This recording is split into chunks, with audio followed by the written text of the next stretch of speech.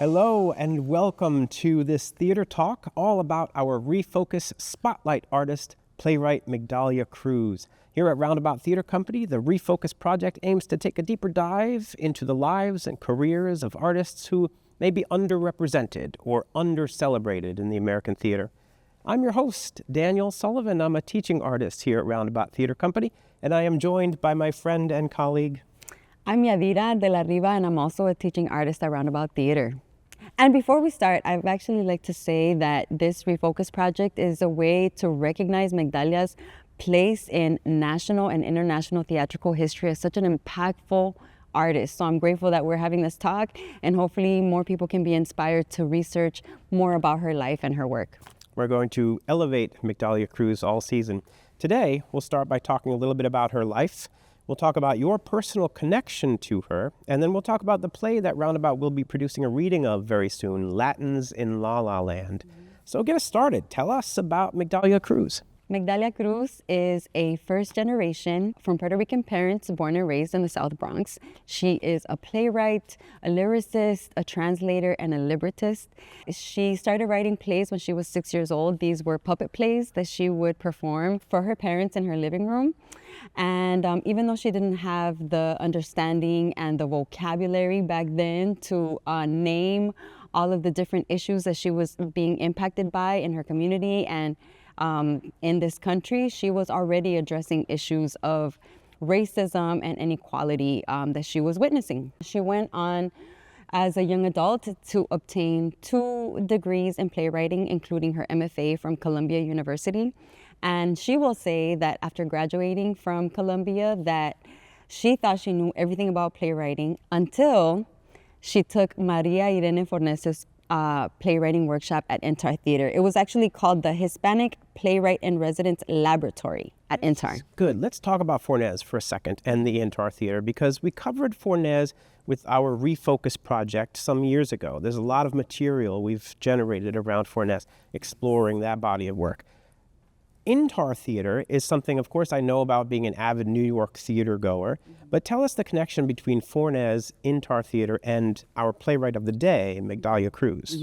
Intar Theater is the longest standing Latina theater in New York City. They have been around since 1966, and they are dedicated to producing and supporting, developing Latina artists' work in the city. Maria Irene Fornes did her Hispanic Playwright in Residence Laboratory there from 1981 until 1992. Maria Irene Fornes was a Cuban playwright, theater director, and longtime educator that helped an entire generation, develop an entire generation of playwrights, including Migdalia Cruz, Nilo Cruz, Luis Alfaro, and Sherry Moraga, to name just very, very few. That's an all-star list. So it's Fornes sort of inspiring the next generation, which included Migdalia Cruz, who then continues to inspire the very next generation, which perhaps includes you.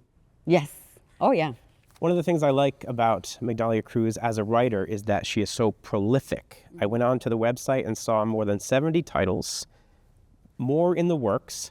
The ones I recognized immediately were Miriam's Flowers, Another Part of the House, which won a big award at the Kennedy Center, and her opera based on the life of Frida Kahlo. So what are your top recommended plays of her body of work? My current favorite, because there's so many, are Salt and Latins in La La Land. Now that I've read it, I really, really, really enjoy it, and I can't wait for it to get produced more, especially here. Tell us about Salt. So one of the reasons Salt is one of my favorites is because, like a lot of Migdalia's plays, a lot of her characters are teenagers, and it really speaks to the realities that they have to survive that include poverty, sexual abuse, extreme neglect, not only by people around them, but also from the whole country and the whole city. And just how they find their way to love themselves and to love each other, to find love with each other, and to survive this place. I love that play. It's so visceral, like so many of her plays. And it's such a way of like redeeming the most marginalized in society. Salt just really, really captures, to me, Migdalia's heart.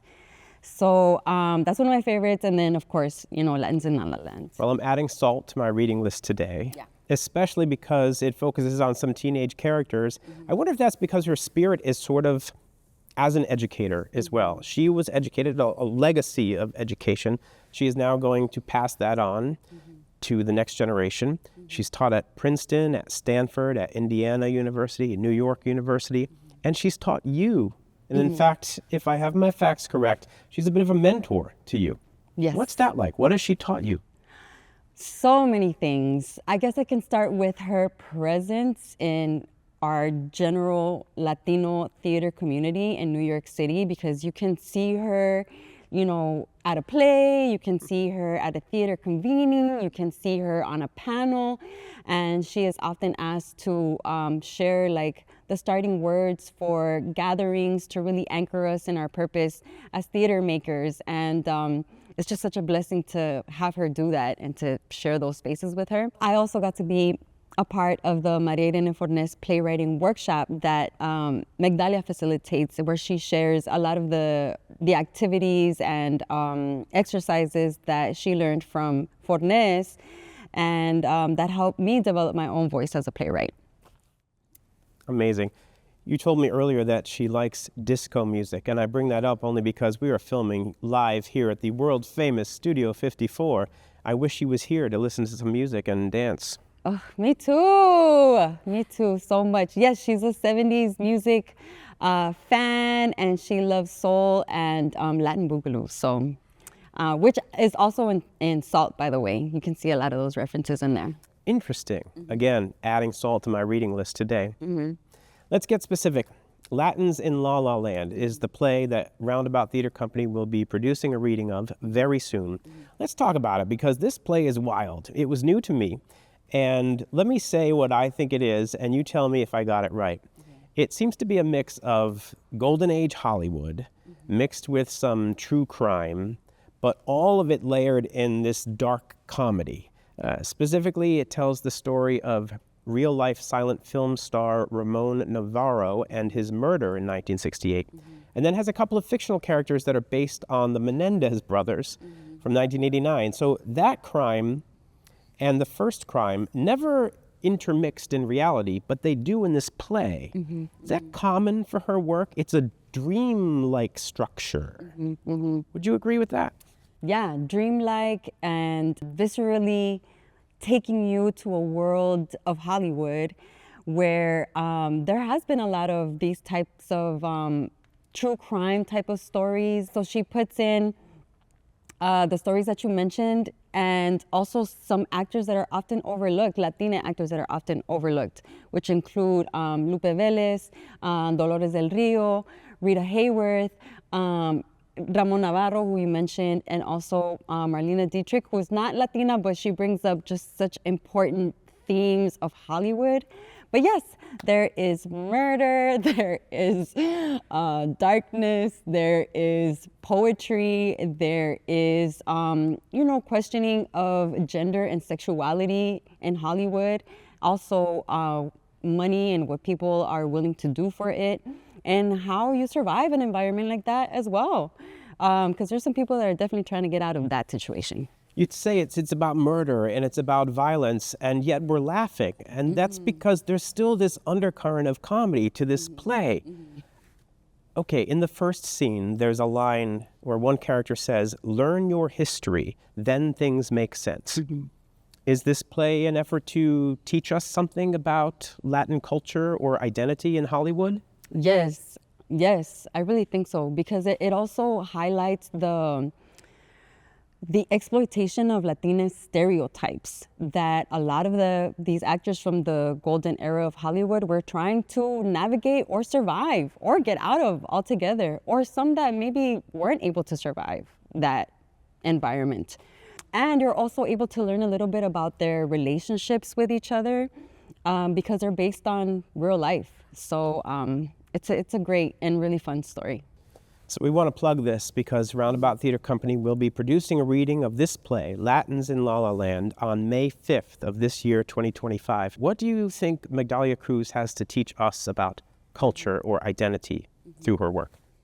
I think there's so much. For me personally, I think Migdalia is a reminder for all of us as humans and as artists to be deeply, generously, and unapologetically honest with ourselves and each other.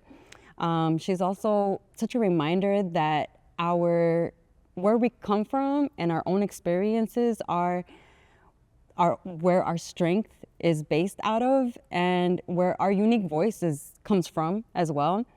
And lastly, that we need more of her work to be produced and published so that more of us can have access to it and more of us can learn from her wisdom.